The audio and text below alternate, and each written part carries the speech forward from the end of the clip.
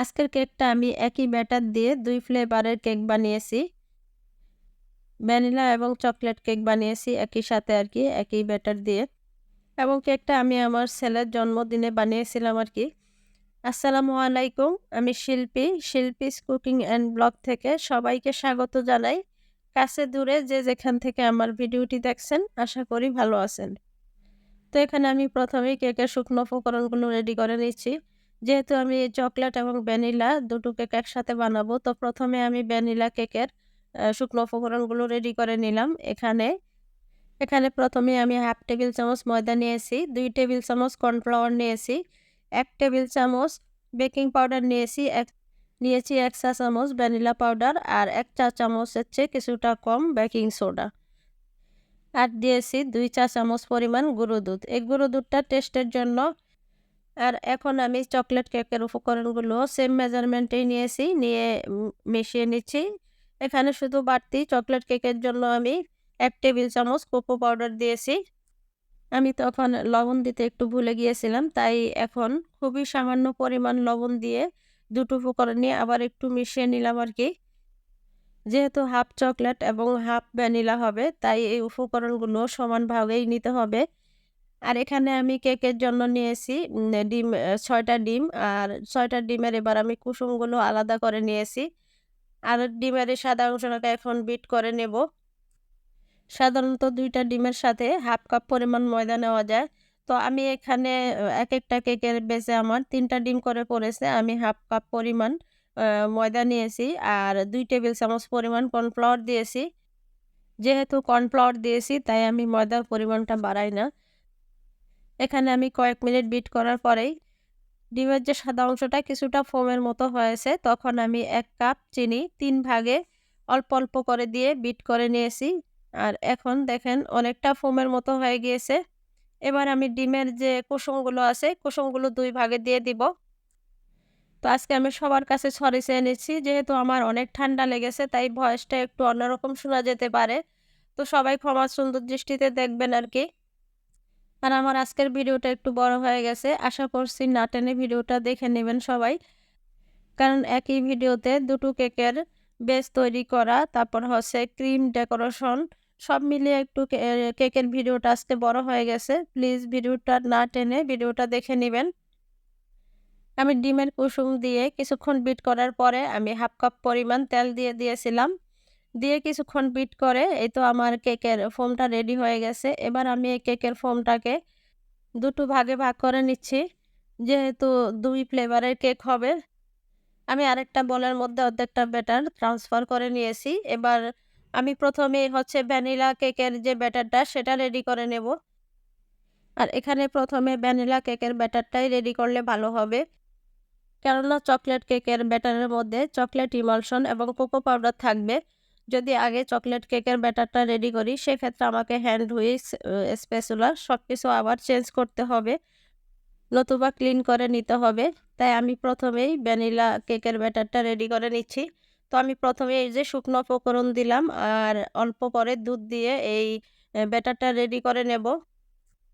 আর এই শুকনো উপকরণগুলো আমি অফ ক্যামেরায় আরও ২ থেকে ৩ বার চেলে নিয়েছি। এতে করে আমার এই শুকনো উপকরণগুলো মেশাতে সুবিধা হবে এবং কেকটাও অনেক সুন্দর সফট হবে। আর আমি ভ্যানিলা কেকের জন্য দুধ নিয়েছি আর চকলেট কেকের জন্য দুধের সাথে কিছুটা আম কফি মিশিয়ে নিয়েছি। এতে করে একটা সুন্দর ফ্লেভার আসবে আরকি চকলেট কেকে। আর এই শুকনো উপকরণটা খুবই আলতো হাতে মেশাতে হবে। একদিক থেকে ঘুরিয়ে, ঘুরিয়ে মেশাতে হবে। এদিক ওদিক ২ দিক থেকে মেশানো যাবে না এবং খুব দ্রুত করা যাবে না। তাহলে ডিমের ফোমটা নষ্ট হয়ে যাবে। আর ডিমের ফোমটা যদি নষ্ট হয়ে যায় কোনোভাবে তাহলে কিন্তু কেকটা ভালো হবে না। কেকটা হয়তো চুপসে যাবে বা শক্ত হয়ে যাবে। তো এই যে আমার ব্যাটারটা রেডি হওয়ার পর এইটুকুনি দুধ বেঁচে গেছে। আ দুধটা পরিমাণ মতোই দিতে হবে। কারণ দুধটা যদি বেশি করে দেওয়া হয় তাহলে কিন্তু ব্যাটারটা পাতলা হয়ে যাবে। তাহলেও কেকটা ভালো হবে না। এখন আমি চকলেট কেকের ব্যাটারটা রেডি করে নিচ্ছি। তো প্রথমে আমি দিয়ে দিলাম চকলেট ইমালশন। তো চকলেট ইমালশনটা দিয়ে এই যে ডিমের ফোমটার সাথে একটু হালকা হাতে মিশিয়ে নিচ্ছি। এরপর আমি আবারও শুকনো উপকরণগুলো চেলে দিব আর দুধ দিয়ে অল্প করে মিশিয়ে নিব। সেমভাবে আমি এই শুকনো উপকরণগুলো মিশিয়ে নেব। যেহেতু ভিডিওটা অনেক বড় হয়ে যাবে তাই আমি এটা ডিটেইলসে আপনাদের সঙ্গে শেয়ার করলাম না। তো আমার এখন দুটো ব্যাটারি রেডি হয়ে গেছে। এবার আমি ১০ ইঞ্চির একটা মোল্ডে ব্যাটার দুটো ঢেলে দেব। তো ১০ ইঞ্চি যে মোল্ড, এই মোল্ডে আমি শুরুতেই কিছুটা তেল ব্রাশ করে একটা লেখালেখির কাগজ কেটে বিছিয়ে দিয়েছি। এতে করে কেকটা ডিমোল্ড করতে সুবিধা হবে। আর এই যে আমি মাঝখানে দেখছেন সমান মাঝখানে খাতার উপরের কভারটা এভাবে কেটে এরপর আমি হচ্ছে এই যে ব্যাটারটা দিয়ে দিলাম। এতে করে আমার ব্যাটার দুটো একসাথে হবে না। তো দুটো ব্যাটার এভাবে মাঝখানে রেখে দুটো ব্যাটার ২ পাশ থেকে দিয়ে তারপর হচ্ছে আমি আলতো করে এই কভারটা উঠিয়ে নেব। এভাবে দিলে সহজ হয় আরকি। আর এছাড়া এভাবে না দিতে চাইলেও আপনি দুটো ব্যাটার একই সাথে ২ হাতে নিয়ে ২ দিক থেকে সমান ভাগে ঢেলে দিলেও কিন্তু হয়ে যাবে। তবে এভাবে দিলে আমার কাছে সুবিধা মনে হয়, অতটা তাড়াহুড়া করতে হয় না। ভিডিওর এ পর্যায়ে এসে প্রতিদিনের মতোই সেই সেম রিকোয়েস্টই করে নিচ্ছি। আমার ভিডিওটির কোনো অংশ যদি আপনার ভালো লেগে যায় তাহলে প্লিজ ভিডিওটিতে একটি লাইক দিয়ে দিবেন। আর আপনি যদি আমার চ্যানেলে আজই নতুন হয়ে থাকেন তাহলে চ্যানেলটি সাবস্ক্রাইব করে নিতে পারেন। আর এই ভিডিওটি যদি ফেসবুক থেকে দেখে থাকেন তাহলে পেজটি ফলো দিয়ে রাখতে পারেন। আর এই কাজটি যদি করে দিয়ে থাকেন তাহলে আপনাকে অসংখ্য ধন্যবাদ। তো দেখতে পেলেন আমি কত আলতোভাবে মানে কভারটা উঠিয়ে নিয়েছি। আর কভারটা উঠিয়ে নিয়ে এবার আমি একটা কাঠির সাহায্যে আরকি একটু নেড়ে-চেড়ে দিচ্ছি উপর নিচে, যাতে করে কোনো রকম বাবল থাকলে বের হয়ে যায়। এরপর একটু ট্যাপ করে দেব। আর ভিতরে যদি বাবল থেকে যায় ব্যাটারে তাহলে কিন্তু কেকের ভিতরে অনেকটা ফাঁকা, ফাঁকা থেকে যাবে। কেকটা দেখতে সুন্দর লাগবে না। আমার এই কেকের মোল্ডের মাপটা হচ্ছে ১০ ইঞ্চি। অনেকেই মোল্ডের মাপ জানতে চান, তাই আরকি বলে দেওয়া।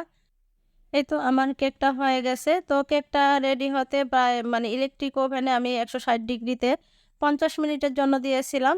তো আমার ৫০ মিনিট সময় লেগেছে কেকটা হতে আরকি। আপনাদের কিছু কম বা বেশি সময় লাগতে পারে যদি আপনারা ইলেকট্রিক ওভেনেই বানান। এটা ওভেনের তাপমাত্রা বা হিটের উপরে নির্ভর করে। তো এই তো আমি কেকটা অফ ক্যামেরায় কেটে নিয়েছি। তো আমি ৩ পিস করতে চেয়েছিলাম। পরে দেখলাম যে ৩ পিস করলে বেশি ক্রিম দিতে হবে। যেহেতু ছেলেমেয়েরা ক্রিম বেশি পছন্দ করে না। তো এজন্য পরে ২ পিসই করে নিয়েছি। আপনারা হয়তো দেখেই বুঝেছেন যে কেকটা কতটা সফট হয়েছে। আর এখন আমি এই যে হুইপড ক্রিম রেডি করে নিচ্ছি আরকি। আমি এখানে ট্রপিক্যাল ব্র্যান্ডের যে হুইপড ক্রিম এটা নিয়েছি। আগে ভিভোটা ইউজ করতাম কিন্তু ভিভোর দাম বেড়ে যাওয়াতে এখন ট্রপিক্যাল বা ইনস্টা হুইপড এই দুটোর যেকোনো একটা ইউজ করি আরকি যখন যেটা পাই। বেঙ্গলিস কিচেনের আপু শেয়ার করতে বলেছিল যে কেকের এই ক্রিমটা আমি কিভাবে রেডি করি এটা যেন একটু শেয়ার করি। তাই আজকে আরকি এই কেকের ক্রিম রেডি করাটা আমি শেয়ার করছি। আর এজন্যই আজকে কেকের ভিডিওটা আরেকটু বড় হয়ে গেছে। তো আপুর উদ্দেশ্যেই বলছি, আমি এই ক্রিমটা দোকান থেকে এনে ডিপ ফ্রিজে ফ্রোজেন করে রেখেছিলাম এবং এই ক্রিমটা দোকানেও ডিপ ফ্রিজেই থাকে। ক্রিমটা রেডি করার ২০ থেকে ২৫ মিনিট আগে ডিপ ফ্রিজ থেকে বের করে রাখলেই চলবে। এই ক্রিমটা রেডি করার বেশি আগে যদি বের করে রাখা হয় ডিপ ফ্রিজ থেকে তাহলে কিন্তু ক্রিমটা আর ভালো হয় না। অনেকটা নরম থেকে যায়, তখন কেক ডেকোরেশনে সমস্যা হয় আরকি। আর এই ক্রিম কিন্তু নরমালে রাখা যাবে না। এই ক্রিমটাকে ডিপ ফ্রিজেই ফ্রোজেন করে রাখতে হবে। আর এই তো আমার ১০ থেকে ১২ মিনিট পরে আমার ক্রিমটা রেডি হয়ে গেছে। আমি একটু দেখিয়ে দিলাম। বলটা আমি উপর করেছি, তারপরও আমার ক্রিমটা কিন্তু পড়ে যায়নি। আমার যতটুকু প্রয়োজন ছিল ক্রিম নিয়ে আর বাকি ক্রিমটা কিন্তু আমি একটা এয়ারটাইট আ বয়ামে একদম ভালোভাবে মুখটা আটকিয়ে ডিপ ফ্রিজে রেখে দিয়েছি। পরবর্তীতে আমি আবার যখন কেক বানাবো তখন আরকি কাজে লাগবে। আর যারা মাঝে মধ্যে কেক বানায় তাদের জন্য আমি মনে করি এই ক্রিমটাই ভালো। কারণ এটার দামও কম আর এটা ফ্রোজেন করে রাখা যায়। আর আমি এই ক্রিমটা রেডি করতে কোনো রকম চিনি বা আইসিং সুগার ইউজ করি না। যেহেতু ক্রিমটা এমনিতেই মিষ্টি, তো আমার মনে হয় আইসিং সুগার বা চিনি ইউজ করার কোনো প্রয়োজন নেই। এখন আমি কেকের উপরের পিসটা নিচে দিয়েছি। নিচে দিয়ে ১ম এ হচ্ছে সুগার সিরাপ দিয়ে দিয়েছি। কেকের মধ্যে অবশ্যই সুগার সিরাপ দিতে হবে। কারণ সুগার সিরাপ না দিলে কেকটা খেতে ভালো লাগবে না। কেকটা খেতে ড্রাই লাগবে। মনে হবে যেন গলায় আটকে যায় এরকম আরকি। তো এইজন্য সুগার সিরাপটা দিতে হবে। আর সুগার সিরাপটা অবশ্যই পরিমাণ মতো দিতে হবে। সুগার সিরাপের পরিমাণ বেশি হয়ে গেলেও কেকটা খেতে ভালো লাগবে না। সুগার সিরাপ দিয়ে এখন আমি ক্রিম দিয়ে দিচ্ছি উপরের লেয়ারে। আমি ক্রিমটা খুবই অল্প পরিমাণ দিচ্ছি। তো শুরুতেই বললাম যে আমার ছেলেমেয়েরা ক্রিম খুব একটা বেশি পছন্দ করে না। তাই আমি লেয়ারের মধ্যে খুবই অল্প পরিমাণ ক্রিম দিচ্ছি। আমি পুরোটা কেকের উপরে ক্রিম দেওয়ার পর যেহেতু আর বোঝা যাবে না যে কোন পাশে চকলেট কেক আর কোন পাশে হচ্ছে ভ্যানিলা কেক। কারণ কেকের উপরেও কিছু চকলেট দিব আমি। ভ্যানিলা কেকের উপরে হোয়াইট চকলেট দিব। আর এই যে চকলেট কেকের উপরে ব্লাক চকলেট দিব আরকি। তো এইজন্য আমি একটু যেটা চকলেট কেক ওই পাশে একটু চকলেট দিয়ে অ্যা চিহ্ন দিয়ে দিলাম যাতে আমার চিনতে সুবিধা হয় আরকি, বুঝতে সহজ হয়। ক্রিম দেওয়ার পরেই তো আমি যেখানে ভ্যানিলা কেকটা সেই পাশে হচ্ছে আমি হোয়াইট চকলেট চিপস দিলাম। আর যে পাশে হচ্ছে চকলেট কেক সেই পাশে হচ্ছে ব্লাক চকলেট চিপস দিলাম।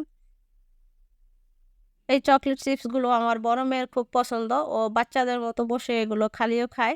কিন্তু এমনিতে চকলেট খায় না। কিন্তু এই চকলেট চিপস গুলো খায়। তো ওর জন্যে আরকি এই চকলেট চিপস গুলো দেওয়া।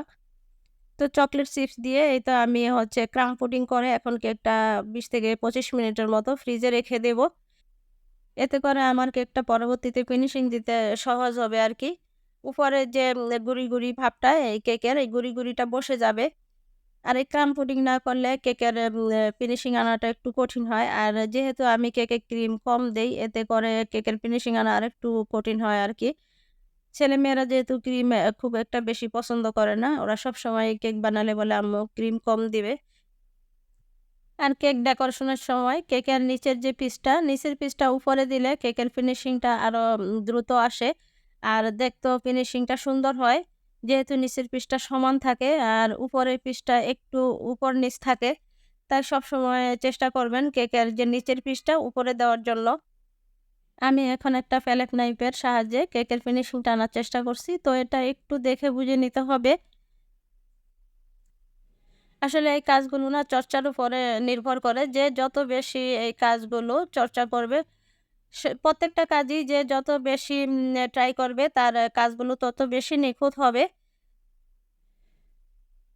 আমি উপর থেকে খুব ভালোভাবে আরকি প্যালেট নাইফটা ঘুরিয়ে, ঘুরিয়ে কেকটা ফিনিশিং দিচ্ছি। আর যেখানে ক্রিমটা একটু কম হচ্ছে, ওখানে আবার কিছুটা ক্রিম দিয়ে নিচ্ছি। আর প্যালেট নাইফে যে ক্রিমটা লেগে থাকে, ওই ক্রিমটা কিন্তু আমি মুছে নিচ্ছি টিস্যুর সাহায্যে। কারণ ওই ক্রিমটা সহই যদি লাগানো হয় তাহলে কেকের ফিনিশিংটা সুন্দর হবে না। তাই আমি প্রত্যেকবারই উম এ প্যালেট নাইফের যে ক্রিমটা লেগে থাকে ওটা হচ্ছে টিস্যুর সাহায্যে মুছে নিচ্ছি। যাই হোক আমার কেকের ফিনিশিং হয়ে গেছে। কারণ এর চেয়ে আর বেশি ফিনিশিং লাগবে না। যেহেতু আমি কেকের উপরে চকোলেট গানাশ দিব তাই খুব বেশি ফিনিশিং এর দরকার নেই। এখন দেখলেন যে আমি একটা কেক কাটার দিয়ে কেকের উপরে সমান ভাগে একটা দাগ করে নিয়েছি। এটা হচ্ছে যে চকোলেট কেক এবং ভ্যানিলা কেকের মাঝখানে যে দাগটা হবে, মানে আমি যে চিহ্নটা দিয়ে রেখেছিলাম। কারণ আমি এখন গানাশ দিব। যেখানে চকোলেট কেক সেখানে এই যে ব্লাক চকোলেট গানাশ দিব। আর যেখানে ভ্যানিলা কেক সেখানে হচ্ছে আমি হোয়াইট চকোলেট গানাশ দিব। তো চকোলেট গানাশ কিন্তু ঠান্ডা করে দিতে হবে। তবে বেশি ঠান্ডা হলেও শক্ত হয়ে যাবে, বসতে চাইবে না। আবার চকোলেট গানাশটা বেশি গরম হলেও কিন্তু কেকের ক্রিমটা গলে যাবে। তো এই চকোলেট গানাশের রেসিপি আমার আগের ভিডিওতে আছে। আমি আমার আগের আরো কয়েকটা কেকের ভিডিওতে এই চকোলেট গানাশের রেসিপি দেখিয়েছি। তাই আজকে আর ডিটেইলস এ দেখালাম না।